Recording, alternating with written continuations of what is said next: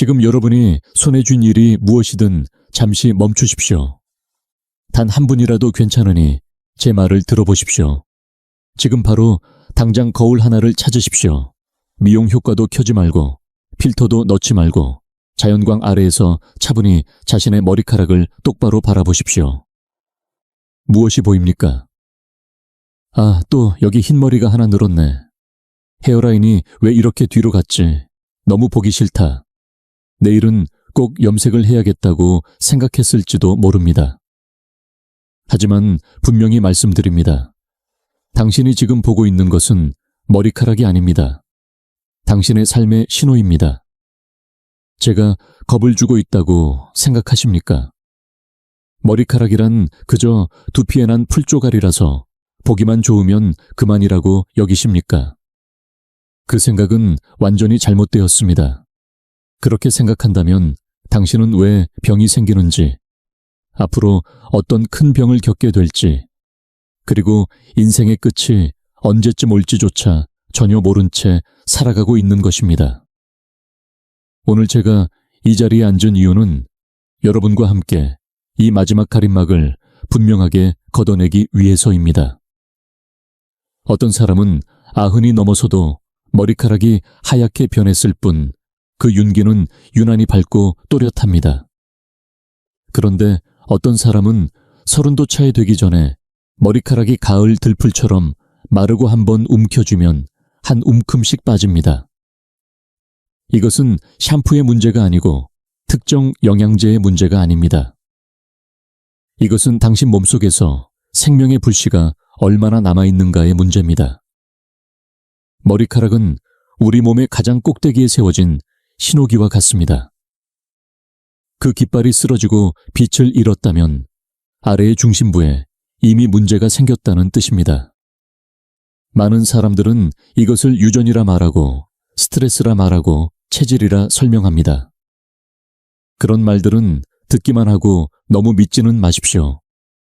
그들은 두피 표면만 볼 뿐 당신 몸 안에서 요동치는 변화를 보지 못하기 때문입니다. 그러나 우리 전통의학의 관점에서 보면, 특히 오랜 임상 경험을 중시하는 흐름에서는 머리카락 한 올 한 올이 오장육부와 이어져 있고 몸 전체의 흐름과 맞닿아 있습니다. 머리카락이 건조한지 기름진지 누렇게 변했는지 많이 빠지는지 혹은 특정 부위에서 먼저 휘어지는지 그 모든 모습은 당신의 몸이 지금 어떤 상태에 놓여 있는지를 분명하게 말해줍니다. 그리고 당신이 말하는 건강한 삶의 상태에서 얼마나 멀어져 있는지도 그대로 보여줍니다. 많은 분들이 제게 묻습니다. 어떻게 해야 오래 살 수 있느냐고, 병 없이 지낼 수 있느냐고, 무엇을 먹어야 하느냐고 말입니다. 그럴 때마다 저는 웃으며 답합니다. 자신의 머리카락에 이미 적혀있는 구조 신호조차 읽지 못하면서 어떤 것을 먹든 큰 도움이 되지 않는다고 말입니다. 오히려 잘못된 선택은 몸에 부담을 더할 뿐입니다. 오늘 이 이야기를 처음부터 끝까지 듣고 그 의미를 이해하셨다면 저는 진심으로 축하드립니다. 쓸데없는 제품과 염색에 들어가던 비용을 아끼는 것을 넘어 삶의 방향을 되돌리고 앞으로의 시간을 더 길게 이어갈 기회를 잡으셨기 때문입니다. 먼저 반드시 짚고 넘어가야 할 가장 기본적인 질문이 있습니다. 머리카락이란 도대체 무엇인가 하는 점입니다. 예로부터 전해 내려오는 말에 머리카락은 혈액의 여분이라는 표현이 있습니다. 이 말의 뜻은 분명합니다. 우리 몸속의 피는 먼저 심장과 간 비위와 신장처럼 생명을 유지하는 장기들을 우선적으로 살리고 그 모든 곳을 충분히 채우고 난 뒤에야 남은 여력이 머리카락으로 올라간다는 의미입니다. 이것은 마치 한 가정에서 돈을 벌면 쌀을 사고 기름을 사고 월세를 내고 생활비를 다 쓰고 난 다음에야 비로소 남은 돈으로 화분 하나를 사는 것과 다르지 않습니다. 그렇다면 머리카락이 푸석해지고 누렇게 변하고 한 움큼씩 빠진다는 것은 무엇을 의미할까요? 그것은 이미 집안 살림이 바닥났다는 신호이며 몸이 주인에게 속으로 외치고 있는 경고입니다. 안쪽에 쓸 피조차 부족한데 겉모습인 머리카락까지 돌볼 여유가 어디 있겠습니까? 이런 상태에서 아무리 비싼 헤어 제품을 바른다 한들 무슨 소용이 있겠습니까? 이미 말라 죽은 나무짚에 초록 물감을 칠하는 것과 다를 바 없는 자기 기만일 뿐입니다. 특히 여성분들께 저는 늘 같은 말을 합니다. 여자는 혈액을 근본으로 살아가는 존재입니다. 한평생 월경과 임신 출산과 수유를 거치며 끊임없이 피를 써야 하는 삶을 살아갑니다. 진료실에서 제가 수없이 마주친 30대, 40대 여성들 가운데 얼굴빛이 창백하고 머리카락이 마른 풀처럼 부서지는 분들을 물어보면 대부분 출산 후 제대로 몸조리를 하지 않았거나 오랜 기간 무리한 절식과 다이어트를 반복한 경우였습니다. 먹지 않는 것이 몸에 얼마나 큰 상처를 남기는지 아십니까? 날씬해지겠다고 밥은 끊고 채소와 과일만 먹는 습관은 결코 건강이 아니라 스스로를 소모시키는 길입니다. 곡식이 있어야 기혈이 만들어지고 기혈이 있어야 머리카락도 살아납니다. 매일 차갑고 생기 없는 샐러드와 과일만 먹으며 비위라는 솥단지를 꺼뜨려 버린다면 기혈이 만들어질 길이 막혀버리는데 머리카락이 어찌 좋아질 수 있겠습니까? 제가 진료 현장에서 만났던 한 여성 환자가 떠오릅니다. 경제적으로는 매우 여유가 있었고 몸에 걸친 것마다 고급 브랜드였지만 머리에는 늘 가발을 쓰고 있었습니다. 왜 그랬을까요? 머리카락이 거의 다 빠져버렸기 때문입니다. 그분은 울먹이며 말했습니다. 서울은 물론이고 부산까지 안 가본 곳이 없고 해외에서 최신 기술이라는 것들도 다 해봤지만 머리카락은 전혀 자라지 않았다고 말입니다. 제가 맥을 짚어보니 힘이 거의 느껴지지 않았고 혀를 보니 두껍고 희끗한 설태가 가득했습니다. 그래서 조심스럽게 물었습니다. 평소에 찬물을 자주 마시지 않느냐, 밤늦게까지 잠을 안 자지 않느냐고요. 그분은 깜짝 놀라며 어떻게 알았냐고 되묻더군요. 얼음 음료를 마셔야 정신이 맑아지는 것 같아서 습관처럼 마셨다는 겁니다. 저는 단호하게 말했습니다. 그것은 정신을 깨우는 것이 아니라 몸속에 불을 끄는 행동이라고 말입니다. 몸 안의 양기가 꺼지면 혈액은 차가워지고 흐르지 못하며 두피로 올라갈 피가 끊겨버립니다. 그런 땅에서 어떻게 머리카락이 자라겠습니까? 그분은 여전히 호르몬 문제 아니냐며 고개를 저었고 저는 나무에 예를 들어 설명했습니다. 겨울이 오면 나무의 잎이 왜 다 떨어질까요? 추위 속에서 살아남기 위해 영양을 뿌리로 끌어내리기 때문입니다. 봄이 와서 따뜻해지면 잎은 저절로 돋아납니다. 지금 당신의 몸은 한겨울과 같다고 몸을 따뜻하게 하지 않은 채 겉에 잎만 달려는 것은 아무 소용이 없다고 말해 주었습니다. 이것이 바로 머리카락은 혈액의 여분이라는 말이 가진 깊은 의미입니다. 머리카락이 윤기 있고 살아있다는 것은 기혈이 충분하다는 증거이며 몸이 겨우 연명하는 수준이 아니라 여유가 있다는 신호입니다. 이것이 장수 체질의 첫 번째 조건입니다.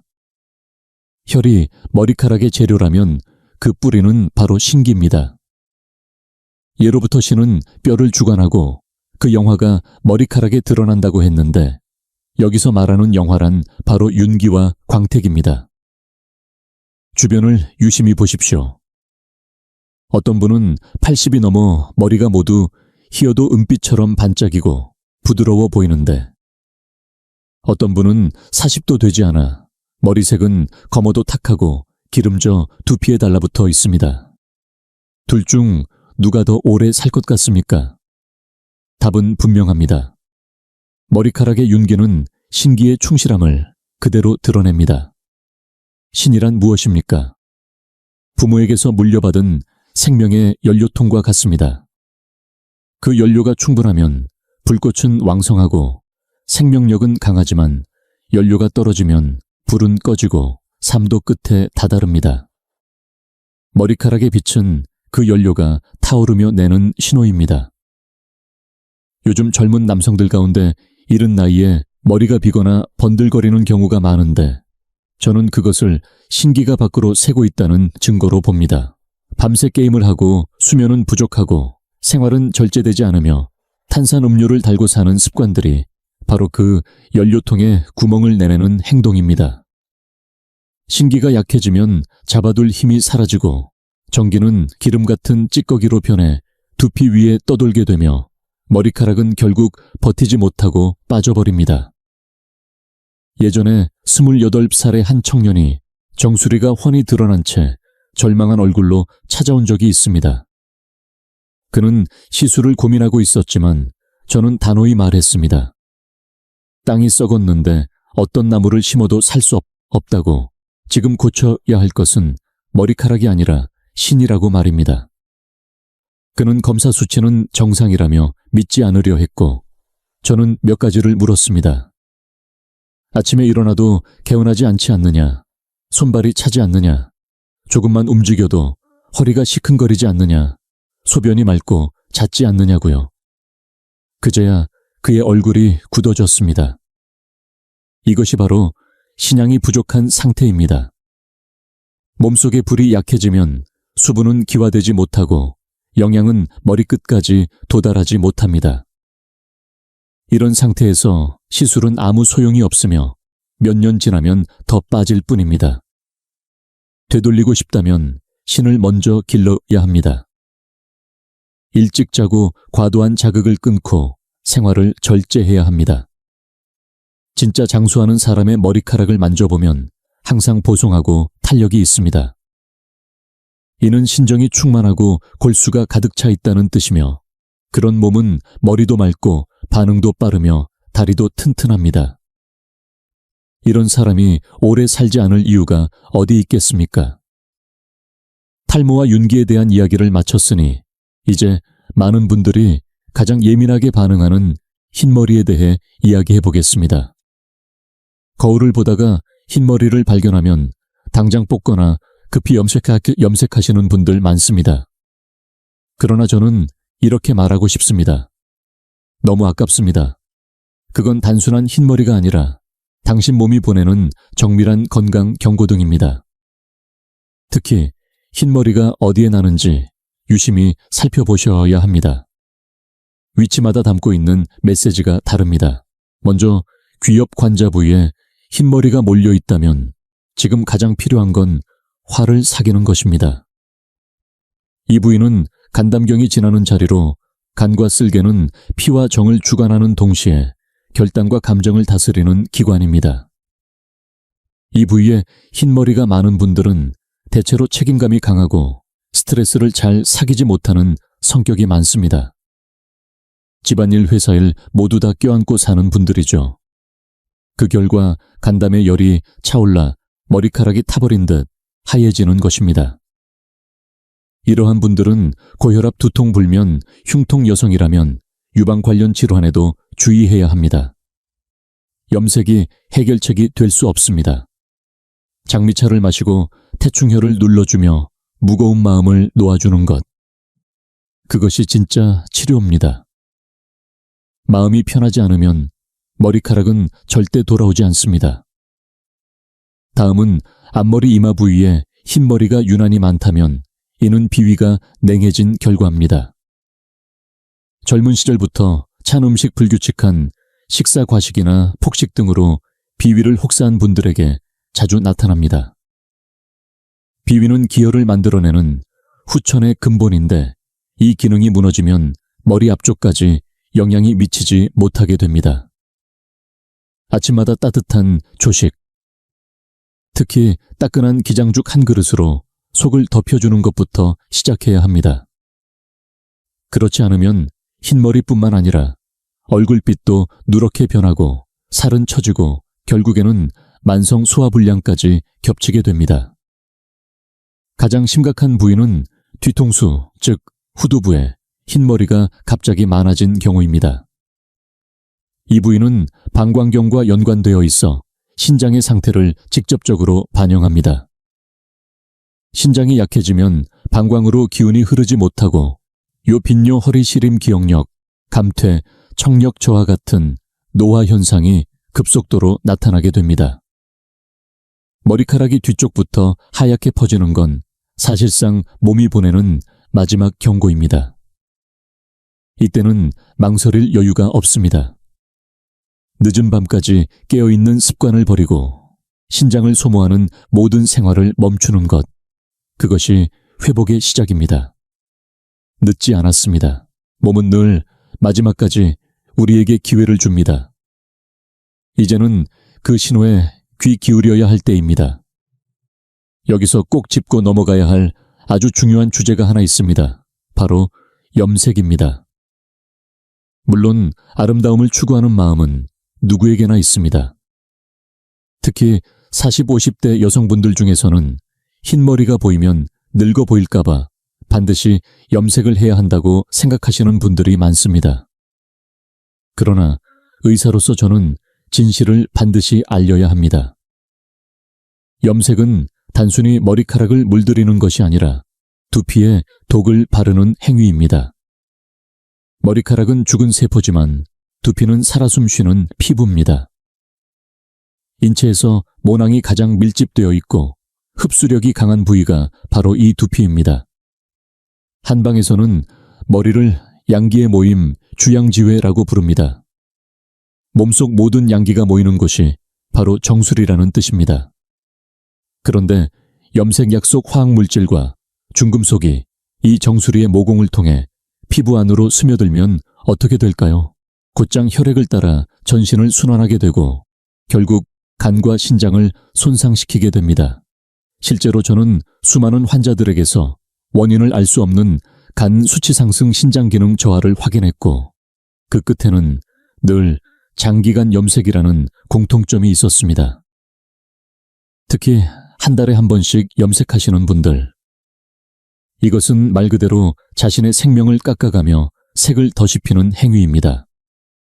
한방에서는 염색약과 같은 화학물질을 극음극한 짐을, 즉 몸속 양기를 억누르고 얼어붙게 만드는 물질로 봅니다.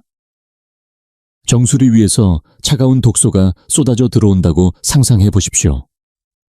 그 양기의 흐름은 차단되고 머리카락은 물론 전신 건강도 무너지게 됩니다. 그래서 저는 제 환자들에게 꼭 말씀드립니다. 흰머리는 감추어야 할 결점이 아니라 세월의 흔적이자 몸의 상태를 보여주는 리포트라고. 이를 억지로 감추는 것은 자동차 계기판에 빨간 경고등이 켜졌는데 그 위에 검정 테이프를 붙이고 아무 일 없는 척 운전하는 것과 똑같습니다. 결국 차는 멈추게 됩니다. 오히려 저는 빛나는 은발이야말로 진정한 지혜와 순리의 상징이라고 생각합니다. 억지로 물들인 칙칙한 흑발보다 윤기 있고 부드러운 은발이 만배는 더 아름답습니다. 그렇다면 도대체 어떤 머리카락이 진정한 장수의 상징일까요? 아래 세 가지 조건을 만족한다면 여러분은 이미 하늘이 허락한 장수 체질이라 할 수 있습니다. 첫째, 머리카락의 색이 검거나 은빛이더라도 윤기 있고 촘촘한 모량을 유지하고 있는가입니다. 색보다 중요한 것은 탄력과 밀도입니다. 이는 기혈이 충분하고 신장이 튼튼하여 영양이 정수리까지 잘 올라가고 있다는 뜻입니다. 이를 한의학에서는 수하주화잭이라 부릅니다. 둘째, 두피가 유연하고 말랑한갑니다. 지금 당장 손가락으로 자신의 두피를 눌러보세요. 좋은 두피는 비옥한 땅처럼 부드럽고 탄력이 있어야 하며 손가락으로 밀었을 때 살짝 움직일 정도의 여유가 있습니다. 만약 두피가 딱딱하고 꿈쩍도 하지 않는다면 이는 기혈이 부족하고 스트레스로 인해 피부가 굳어 있다는 신호입니다. 반대로 눌렀을 때 솜처럼 푹 꺼진다면 그것은 기력이 허약하고 부종이 있다는 뜻입니다. 이상적인 두피는 말랑하면서도 탄성이 있어야 합니다. 셋째 모근이 튼튼하고 잘 빠지지 않는가입니다. 이는 신장의 에너지가 충분하고 머리카락을 붙잡고 있는 힘이 강하다는 뜻입니다. 머리카락이 잘 빠지지 않는 사람은 이가 단단하고 청력도 좋고 골격도 튼튼합니다. 이것이야말로 장수 체질의 표준이라 할 수 있습니다. 아까 댓글을 보다 보니 어떤 분이 이런 질문을 남기셨습니다. 선생님, 저는 건강을 위해, 장수를 위해 벌써 채식을 3년째 하고 있는데 왜 머리카락은 여전히 빠지고 얼굴빛도 점점 누렇게 변해가나요? 이 질문은 너무나 전형적이라 따로 시간을 들여 꼭 짚고 넘어가야겠다고 생각했습니다. 요즘 세상엔 채식이 몸을 정화시킨다. 채식이 장수를 부른다는 식의 이야기가 너무도 쉽게 퍼지고 있습니다. 특히 외모에 민감한 젊은 여성분들 중에는 다이어트를 이유로 고기 한 점 안 먹고 매일같이 채소와 두부, 과일, 샐러드만 드시는 분들도 많습니다. 하지만 저는 분명히 말씀드립니다. 그렇게 무분별하게 고기를 멀리하는 습관은 머리카락과 기혈에는 치명적인 독입니다. 우리는 본래 잡식성입니다.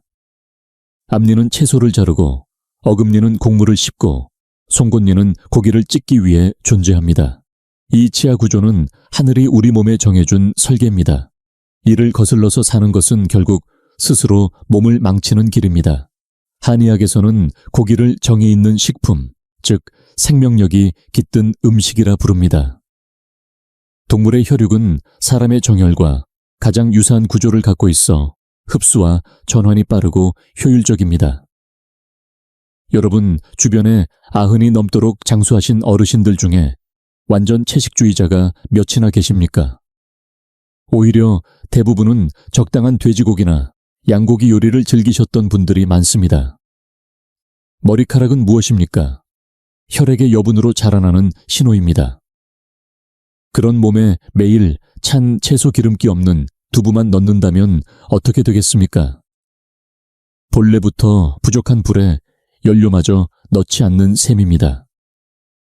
마치 뜨거운 물을 끓이려 하면서 연탄 대신 젖은 프리풀 집어넣는 격입니다. 불이 꺼지는 것은 물론이고 물도 끓지 않습니다. 장기간 고기를 먹지 않으면 비위는 정화되는 것이 아니라 오히려 기름기가 빠져 메말라버리고 기혈을 만들어낼 힘을 잃게 됩니다. 그렇게 되면 머리카락은 말라 비틀어진 잡초처럼 툭툭 끊어지고 한 움큼씩 빠지게 됩니다.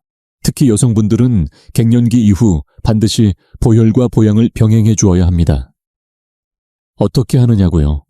바로 당귀육탕처럼 당귀와 고기를 함께 끓여낸 보양탕이 정답입니다.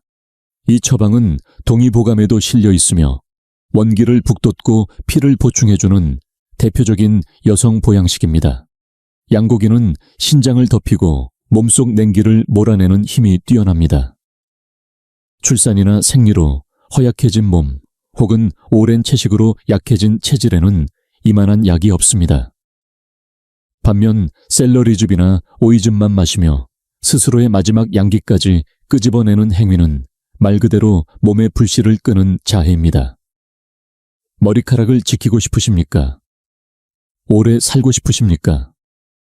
그렇다면 적당한 고기는 반드시 드셔야 합니다. 특히 푹 구워낸 돼지고기, 수육 양고기, 탕닭 한 마리 같은 보양식은 몸에 기름을 보태주는 행위일 뿐 죄가 아닙니다. 몸에 연료를 넣는 것이 왜 잘못입니까? 이제부터라도 채식이 무조건 옳다는 편견에서 벗어나 몸의 균형을 되찾는 방향으로 식단을 돌아보는 것. 그것이 진짜 건강과 장수로 가는 첫걸음입니다. 지금까지 신장과 혈에 대해 이야기했으니 이제는 많은 분들이 착각하고 있는 두피의 기름 문제, 바로 지성 두피와 피지 분비 과대에 대해 말씀드리겠습니다. 젊은 분들, 심지어 중년 분들까지도 찾아와 이렇게 묻습니다. 선생님, 머리를 아침에 감았는데 오후만 돼도 기름이 흐르고 비듬은 눈처럼 쏟아지는데요. 기름기 제거용 샴푸를 써야 할까요? 저는 속으로 탄식을 내쉬며 이렇게 말하고 싶습니다. 당장 손등을 때려주고 싶다라고요. 이건 단순히 머리카락이 더러워진 게 아닙니다. 당신 몸 안이 곰팡이가 피기 시작했다는 신호입니다. 한의학에서는 비위가 가래를 만들어내는 근본 원인이라고 봅니다. 즉, 비위가 약해지면 우리 몸속에 끈적하고 탁한 물질이 생겨나는데, 그것이 담이며 이 담이 쌓이면 바로 머리로 올라와 두피에 기름과 비듬으로 나타납니다. 실제로 두피가 기름져 고민인 분들 10명 중 9명은 혀에 노란 설태가 끼어 있고 입안에서 냄새가 나며 대변은 묽고 들러붙어 변기에서 잘 안 내려갑니다. 이것은 명백히 비위가 운화하지 못하고 있다는 증거입니다. 원래 우리가 먹은 고기, 술 달달한 디저트 밀가루 음식은 소화되어 영양으로 흡수돼야 하는데 비위가 약해 이를 처리하지 못하면 몸속에 축축한 습열이 되어 남게 됩니다. 이 습열은 끊임없이 위로 올라오며 마치 찜질방의 김처럼 기름지고 탁한 열기를 머리끝까지 보내는데 그 열기에 매일같이 두피가 쪄들어가는 것입니다. 여러분, 생각해 보세요. 나무 뿌리가 더운 오수에 매일 담겨 있다면 그 뿌리가 썩지 않겠습니까? 이런 상황에서 강력한 탈지 샴푸로 기름만 걷어낸다면 겉은 일시적으로 개운해 보일 수 있지만 몸속의 습은 계속 올라오고 두피는 보호막을 잃었다고 느껴 기름을 더 많이 분비하게 됩니다. 결과는 악순환입니다. 저는 실제로 30대 초반 한 남성을 진료한 적이 있습니다. 정수리는 반들거리고 머리카락은 듬성듬성 비타민 B를 챙겨 먹고 고가의 탈지 샴푸를 쓴다는데도 점점 더 심해졌습니다. 왜일까요? 식습관이 문제였습니다. 매일 퇴근 후 삼겹살에 소주, 그리고 차가운 맥주까지 저는 그 자리에서 말했습니다. 지금 당신은 머리카락을 기르는 게 아니라 두피 곰팡이를 기르고 있는 겁니다. 찬맥주는 비위를 얼어붙게 만들고 기름진 고기는 습열을 부추깁니다. 그 결과 온몸이 쓰레기통처럼 변하고 머리카락은 점점 더 망가지는 겁니다. 이런 분들께 제가 드리는 조언은 단 하나입니다. 샴푸 바꾸지 마시고 식단을 바꾸세요. 단 음료빵과 케이크 기름진 음식은 당장 끊어야 합니다. 특히 우유에 대해서는 강조하고 싶습니다. 많은 분들이 우유가 뼈에 좋다고 믿지만 양기와 비위가 약한 분들에게는 우유가 오히려 담을 만들어내는 힘센 주범입니다. 차가우면서 끈적한 성질이기 때문에 몸속의 습기를 더 악화시키는 겁니다. 대신에 어떤 걸 드셔야 하느냐고요. 붉은팥 율무차 생강을 넣은 비위 강화차, 이런 것들이 몸속의 습기를 말끔히 씻어내줍니다. 언제 대변이 잘 내려가고 냄새가 사라지며 혀가 맑아지고 나면 두피는 자연스럽게 맑고 보송해집니다. 이것이 바로 겉만 닦는 것이 아니라 뿌리 깊은 곳에서부터 빼내는 방법입니다. 즉, 바닥의 탁기를 걷어내 마음까지 맑게 하는 길입니다. 겉을 닦기 전에 속을 바꾸는 것, 이것이야말로 진짜 머리카락 건강의 시작입니다. 또 하나 많은 분들이 겪는 흔한 현상이 있습니다. 바로 가을만 되면 머리카락이 유난히 많이 빠진다는 것입니다. 도대체 왜 가을에 탈모가 심해지는 걸까요? 이는 단순한 계절 변화가 아니라 우리 몸 안에 또 다른 장기인 폐의 기능과 밀접한 관련이 있습니다. 한의학에서는 폐가 피부와 털, 즉 피모를 주관한다고 봅니다. 몸의 피부 땀구멍, 털, 머리카락까지도 모두 폐 기운의 지배를 받습니다. 폐는 마치 몸 위를 덮고 있는 우산처럼 내부 장기를 보호하고 외부로 기운을 분산시켜주는 역할을 하죠. 폐기가 충실하면 기혈이 고르게 피부와 모발로 퍼져나가 피부는 촘촘하고 머리카락은 윤기 있게 유지됩니다. 하지만 폐기가 약해지거나 흐름이 막히면 이 피모가 제 역할을 못하게 되어 머리카락은 마르기 시작하고 피부도 건조하고 거칠어지게 되는 것입니다. 가을은 폐의 계절입니다. 그런데 이 시기에 찬바람이 불고 건조한 공기가 감돌면 폐음이 상하고 머리카락을 윤택하게 해주던 영양이 마르기 시작합니다. 가을철 나무잎이 수분을 잃고 노랗게 시들듯이 우리의 모발도 수분과 영양을 잃고 힘없이 떨어져 나가는 것이죠. 하지만 이것은 단지 기후만의 문제가 아닙니다. 정서적인 상태, 바로 슬픔이 가장 큰 영향을 줍니다. 폐는 우울, 슬픔, 억울함에 가장 약한 장기입니다. 저는 진료실에서 수많은 여성 환자들을 만나왔습니다. 남편과의 이별, 자녀의 문제, 직장 내 스트레스, 이런 감정의 눌림을 풀지 못하고 하루 종일 한숨만 쉬며 지내는 분들의 공통점이 무엇인지 아십니까? 바로 머리카락이 한 움큼씩 빠지고 윤기 없는 흐릿한 머리카락만 남아있다는 것입니다. 얼굴빛도 어두워지고 쉽게 감기나 알레르기에 걸리는 체질이 되는 이유 모두 폐기 부족에서 출발합니다. 그렇다면 해결 방법은 무엇일까요? 머리끝에 기름을 바르는 것이 아닙니다. 폐기를 다시 채워 넣는 것, 바로 그것이 핵심입니다. 먼저 숨을 제대로 쉬어야 합니다. 현대인들은 하루 종일 앉아있고 고개를 숙이고 가슴을 조이는 자세로 살아갑니다. 이런 자세는 폐의 기능을 3분의 1도 제대로 못 쓰게 만듭니다. 매일 아침 공기가 맑은 공원이나 베란다에서 가슴을 활짝 펴고 깊게 들이마셨다가 천천히 내쉬는 호흡을 반복해 보세요. 숨을 토해내듯이 내쉴 때 폐에 쌓인 탁한 기운이 빠져나가고 신선한 기운이 들어옵니다. 또한 식습관도 중요합니다. 백색 식품, 즉 백합은행영은 도라지, 산약 같은 음식들은 모두 폐에 직접 작용하여 건조함을 적셔주고 윤기를 돌게 합니다. 가을바람을 견뎌내는 나무는 뿌리가 깊고 단단한 나무입니다. 사람도 마찬가지입니다. 폐기가 충만한 사람은 아무리 찬바람이 불어도 머리카락이 단단히 뿌리내려 떨어지지 않고 오히려 더 윤택하고 건강하게 유지될 수 있습니다. 이것이야말로 계절을 이기는 몸의 힘, 진정한 내공입니다. 여러분, 혹시 이런 현상 눈치채신 적 있으신가요? 머리는 점점 비어가는데 머릿속은 누구보다 잘 돌아가는 사람들, 학자, 설계자, 창작자, 전략가처럼 두뇌를 혹사하는 사람들이 유독 탈모가 심한 이유, 단순히 유전이나 스트레스 때문이 아닙니다. 심지어 예로부터 총명하면 정수리가 비는 법이다는 말까지 있을 정도니 분명 이유가 있습니다. 그 이유는 바로 심장과 정수리 사이의 연결고리, 다시 말해 심혈의 소모와 화기 상승에 있습니다. 한의학에서는 심장이 혈맥을 주관한다고 말합니다. 모든 생각, 고민, 판단, 걱정, 기억, 계획 등 뇌에서 일어나는 모든 정신활동은 심장에 피를 태워서 작동하는 것입니다. 즉, 많이 생각할수록 심혈은 빠르게 고갈되고 기운과 피는 위로만 쏠리게 됩니다.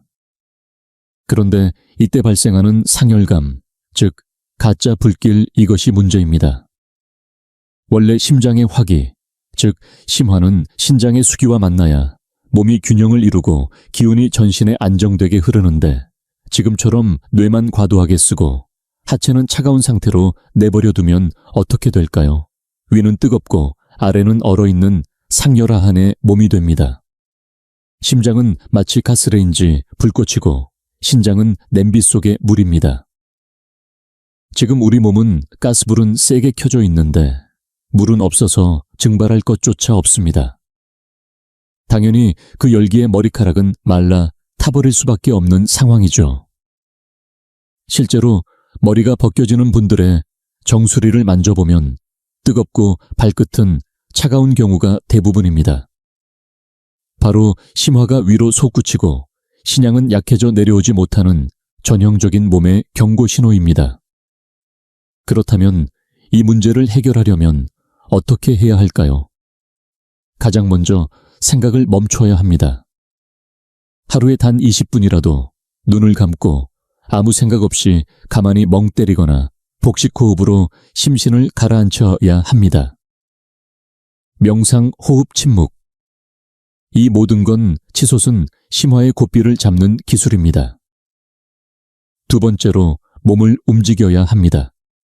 특히 다리와 하체를 따뜻하게 만들고 순환시키는 것, 이것이 핵심입니다. 하체는 우리 몸의 뿌리, 즉 대지입니다. 뿌리가 따뜻해져야 줄기 위로 기운이 올라오고 정수리의 화기가 자연스럽게 내려갈 수 있습니다. 걷기, 스쿼트, 조격, 제자리 뛰기 모두 좋습니다. 다리와 발끝이 따뜻해지면 몸 전체의 기혈이 통하고 심장의 불길도 아래로 잘 흘러가게 됩니다. 이것이 바로 심화규현, 불이 제자리로 돌아오는 길입니다. 이 단순한 조절을 무시하면 어떻게 될까요? 머리카락이 빠지는 정도에서 끝나지 않습니다. 고혈압, 중풍, 심근경색, 뇌졸중 등 위로 치솟은 화기의 결과는 머리 위에서 폭발하는 형태로 나타나기 쉽습니다. 머리카락은 단지 경고등입니다. 머리카락이 타들어간다면 그 불은 지금도 내부에서 타고 있는 것입니다. 이건 단순한 미용 문제가 아니라 생명을 지키는 아주 큰 문제임을 기억하셔야 합니다. 이쯤 되면 분명 이런 반박이 나옵니다. 선생님, 우리 집은 3대째 정수리가 다 벗겨졌습니다. 이건 유전이라 어쩔 수 없는 거 아닙니까? 저는 이 질문을 들을 때마다 분명하게 말합니다. 유전이라는 말은 현대인이 가장 쉽게 몸을 포기할 때 쓰는 단어라고요. 물론 유전적 소인이 전혀 없다고는 하지 않겠습니다. 하지만 한의학의 관점에서 보면 우리가 말하는 가족력의 상당수는 유전이 아니라 생활습관의 대물림입니다. 한번 곰곰이 생각해 보세요. 아버지와 같은 음식을 먹고 자라지 않았습니까? 짠 음식을 좋아하고 술을 즐기고 화를 잘 내고 밤늦게까지 텔레비전이나 경기를 보며 잠을 미루는 습관까지 닮아있지 않습니까? 같은 집에서 같은 식탁을 공유하고 같은 감정 패턴과 같은 생활 리듬으로 살아왔다면 아버지가 50에 앓았던 병을 아들이 40에 겪는 것은 결코 우연이 아닙니다.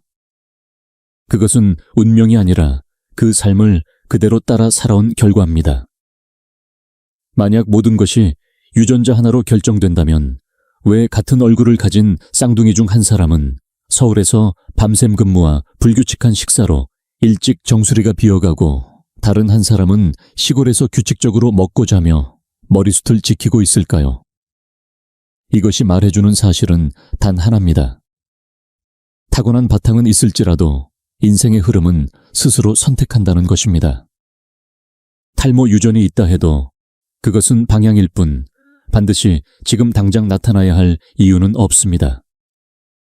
신장의 기운을 지키고 비위를 살리며 기혈의 균형을 유지한다면 그 시기를 충분히 늦출 수 있고 경우에 따라서는 전혀 다른 결과를 만들 수도 있습니다. 아직 제대로 해보지도 않고 유전이라 어쩔 수 없다고 말하는 것은 사실 자신의 생활을 바꿀 용기가 없다는 고백일 뿐입니다. 이 말은 조금 강하게 하겠습니다. 많은 사람들의 머리 문제는 머리에서 시작된 것이 아니라 약에서 시작된 경우가 너무나 많습니다. 요즘 아이들은 조금만 열이 나도 곧바로 병원으로 달려가고 링거와 항생제가 먼저 등장합니다. 어른들은 어떻습니까? 머리가 아프면 진통제, 위가 불편하면 위장약, 잠이 안 오면 수면제를 찾습니다. 그런데 이 모든 약들이 몸속에 들어간 뒤 어디에서 처리되는지 알고 계십니까? 모두 간과 신장이 감당합니다. 한의학적으로 보면 많은 서양약, 특히 항생제는 성질이 매우 차갑습니다. 저는 실제로 8살밖에 되지 않은 아이에게서 흰머리를 본 적이 있습니다. 부모는 울며 묻더군요. 스트레스도 없고 잘 먹는데 왜 이런 일이 생겼느냐고요. 이야기를 들어보니 어릴 때부터 감기에 자주 걸렸고 그때마다 주사와 항생제를 맞았으며 1년에 5번, 6번씩 반복되었습니다. 저는 단호히 말했습니다. 차가운 약이 아이의 신장 양기를 눌러버린 것이라고요. 신장은 뼈와 머리카락을 주관합니다. 그 불씨가 꺼지니 겨울서리에 맞은 풀처럼 머리카락이 생기를 잃을 수밖에 없는 것입니다. 진통제를 장기간 복용하는 사람들을 보십시오. 머리카락은 푸석하고 누렇게 변해 있으며 윤기가 없습니다. 왜냐하면 간이 해독에 매달리느라 머리카락까지 돌볼 여력이 없기 때문입니다. 저는 약을 무조건 먹지 말라고 말하는 사람이 아닙니다. 생명이 위급할 때 약은 반드시 필요합니다. 하지만 지금의 문제는 너무 쉽게, 너무 자주, 너무 오래 약에 의존한다는 것입니다. 생강차로 넘길 수 있는 감기에 왜 링거를 맞아야 합니까? 침이나 뜸으로 풀 수 있는 통증에 왜 진통제를 계속 먹어야 합니까? 여러분이 아무 생각 없이 삼킨 약 한 알 한 알에는 이미 가격표가 붙어 있습니다. 그 값은 돈이 아니라 여러분의 간과 신장, 그리고 남아있는 수명입니다. 이 사실을 지금이라도 분명히 알아야 합니다. 거울로 머리카락을 확인해 보셨다면 이제는 손을 한번 펼쳐보시기 바랍니다. 손가락 끝 그 중에서도 손톱을 자세히 들여다보세요. 한의학에서는 손톱을 간의 꽃이라 부릅니다. 간이 정혈을 관장하고 그 기운이 손끝까지 뻗으면 건강한 손톱이 자라나는 것이죠. 특히 손톱 아래에 보이는 하얀 반달 모양은 몸속 기운과 피의 흐름이 얼마나 잘 순환되고 있는지를 보여주는 중요한 신호입니다. 건강한 사람이라면 10손가락 중 최소한 6개에서 8개 정도는 월화가 뚜렷하게 나타나야 하며 특히 엄지에는 반드시 있어야 하고 검지와 중지에도 보이면 더욱 좋습니다. 색깔은 맑은 흰색 윤곽은 또렷해야 합니다. 하지만 손가락 10개 모두 월화가 보이지 않거나 겨우 엄지에만 흐릿하게 보인다면 그것은 머리카락이 마르고 잘 끊어지는 것과 같은 이치입니다. 몸속 에너지가 손끝까지 닿지 않고 있다는 것, 즉 몸의 기초 에너지인 원기가 거의 소진되었음을 의미합니다. 우리 몸은 매우 영리합니다. 에너지가 부족해지면 먼저 중심 장기를 지키고 말단부터 포기하기 시작합니다. 손끝과 머리카락은 몸에서 가장 먼 곳이기 때문에 기혈이 부족할 때 가장 먼저 변화가 드러나는 부위입니다. 그래서 월화가 하나둘 사라지고 손톱에 세로줄이나 움푹 팬 홈이 생기기 시작하면 그건 단순한 미용 문제가 아니라 간혈 부족, 신정 고갈이라는 내부 경고입니다. 이때는 무조건 쉬어야 합니다. 충분한 수면, 따뜻한 음식, 휴식, 그리고 보혈. 기회를 놓치면 회복이 쉽지 않습니다. 그리고 이제는 하루하루 반복되는 습관, 바로 샴푸에 대해 이야기할 시간입니다. 어떤 분은 저에게 이렇게 말합니다. 선생님, 저는 청결에 예민해서 하루에 2번 아침 저녁으로 꼭 머리를 감습니다. 저는 조용히 고개를 저으며 말합니다. 그건 청결이 아니라 두피를 매일 벗겨내는 행위입니다. 우리의 두피에는 눈에 보이지 않는 천연 보호막, 즉 피지막이 존재합니다. 이 얇은 막은 머리카락의 뿌리를 감싸 수분을 잠그고 외부 세균을 막으며 모근을 건강하게 유지하는 1차 방어선입니다. 하지만 매일 강한 화학 성분의 샴푸로 이 보호막을 닦아내면 어떻게 될까요? 두피는 스스로 보호막이 사라졌다고 판단하고 피지선에게 기름을 더 내라는 신호를 보냅니다. 그렇게 기름이 더 나오면 우리는 또 샴푸로 씻어냅니다. 다시 또 더 나오고 다시 씻고 이 악순환은 반복됩니다. 결국 이 과정은 두피의 피지선을 지치게 만들고 급기야는 모낭 자체가 염증을 일으키고 손상되기 시작합니다. 머리는 점점 더 빠지고 모공은 막히며 머리카락이 다시 날 공간조차 잃게 됩니다. 즉, 지나친 세정이 머리카락을 보호하는 것이 아니라 근본적으로 파괴하고 있는 것입니다. 이쯤에서 멈추고 몸이 보내는 미세한 신호들을 귀 기울여 들어야 할 때입니다. 두피와 손끝 작은 변화가 몸 전체의 경고임을 결코 잊지 마십시오. 머리카락이 점점 빠지고 두피가 약해졌다고 느끼는 분들 중에 무심코 반복하는 치명적인 습관이 있습니다. 바로 머리를 감고 완전히 마르기 전에 외출하거나 젖은 머리로 잠들어 버리는 것입니다. 머리를 감은 직후 두피의 모공은 완전히 열려있는 상태입니다. 이때 찬바람을 맞거나 에어컨 바람을 쐬면 습기와 냉기가 그대로 두피 속 깊이 스며들게 됩니다. 시간이 쌓이면 머리카락이 빠지는 것을 넘어 두통, 편두통, 어지럼증까지 유발하며 수십 년 동안 이런 습관을 반복한 사람은 노년기의 중풍 고위험군으로 분류될 만큼 심각한 상황을 맞게 됩니다.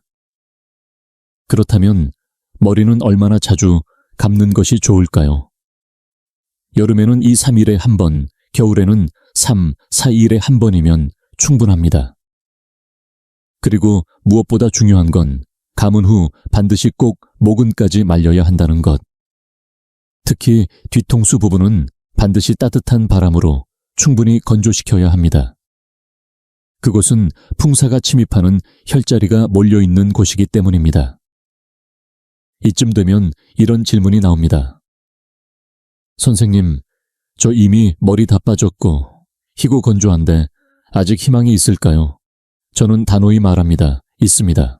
사람은 오장육부가 아직 작동하고 있는 한 변화는 언제든 가능합니다. 다만 수백만 원짜리 미용기기나 기적의 약초를 기대하지 마세요.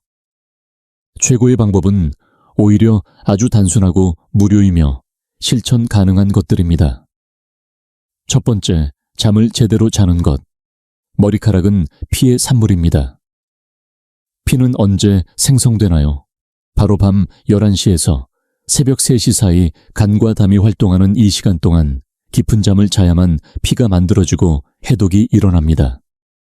이 시간을 넘겨 깨어 있다면 간의 피를 스스로 고갈시키는 셈입니다.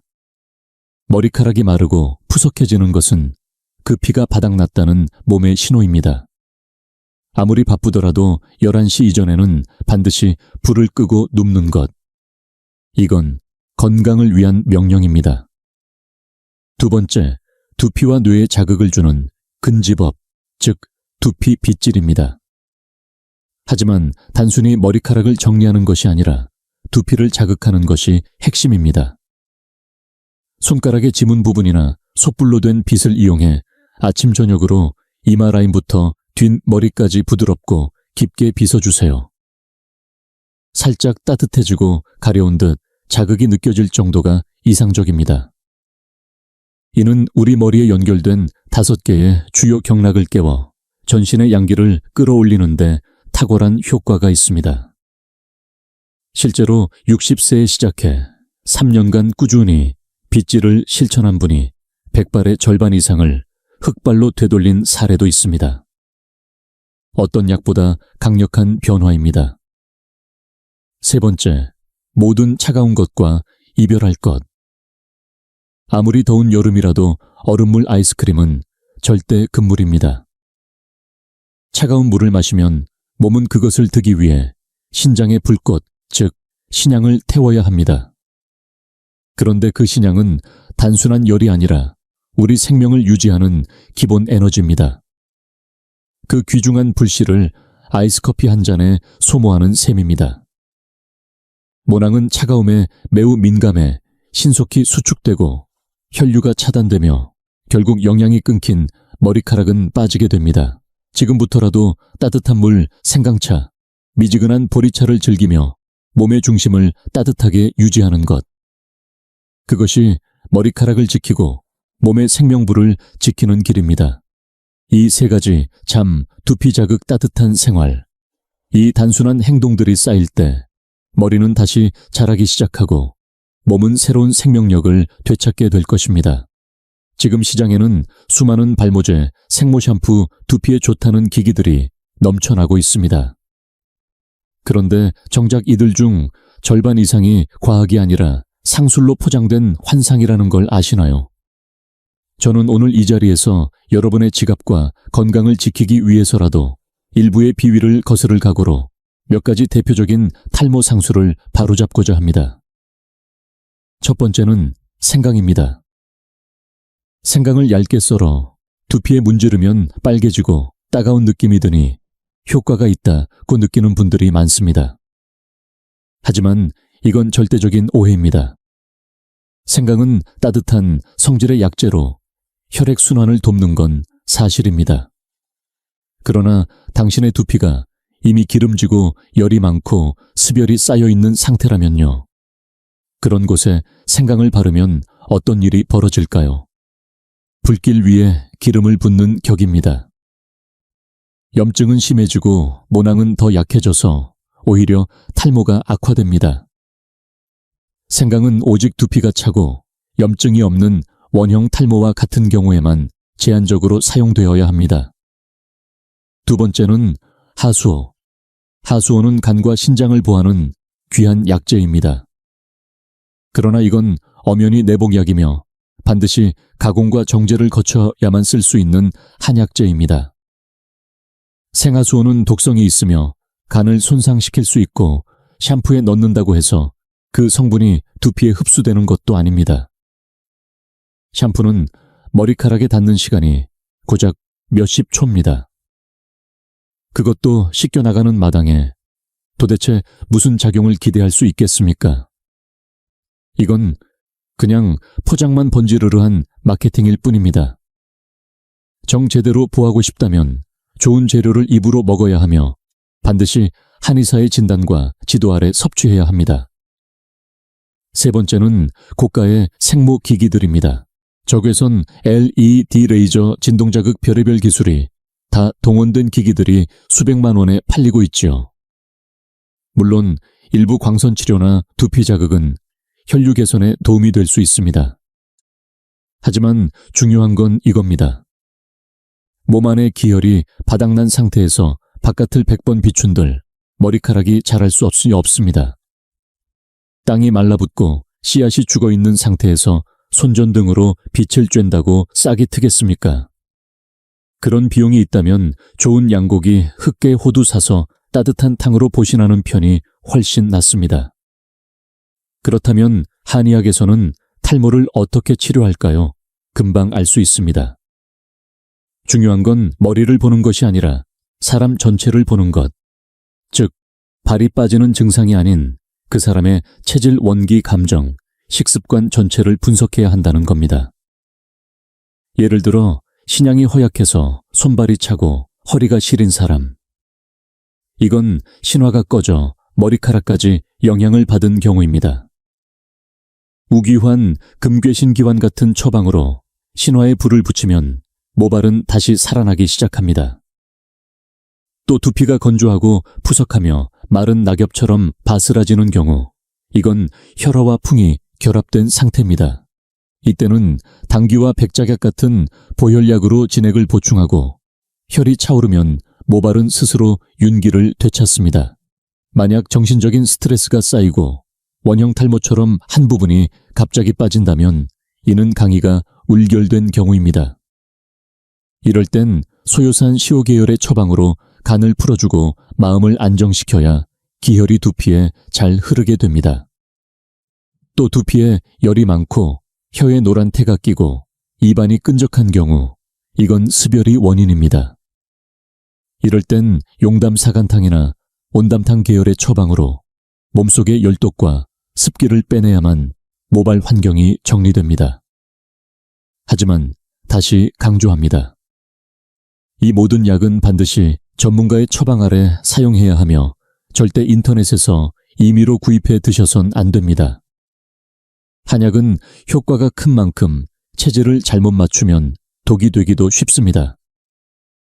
제가 이렇게 설명드리는 이유는 단 하나입니다. 머리카락은 몸 전체의 균형이 회복될 때 저절로 살아나는 지표이기 때문입니다. 잠이 깊어지고 소화가 잘 되고 얼굴에 핏기가 돌기 시작하면 어느새 머리도 융이 있게 올라오기 시작합니다. 마지막으로 진짜 중요한 마음가짐 하나를 말씀드릴게요. 바로 머리는 차게, 하체는 따뜻하게입니다. 아까까지 머리는 찬바람 피하라 해놓고 무슨 말이냐고요. 잘 들으세요.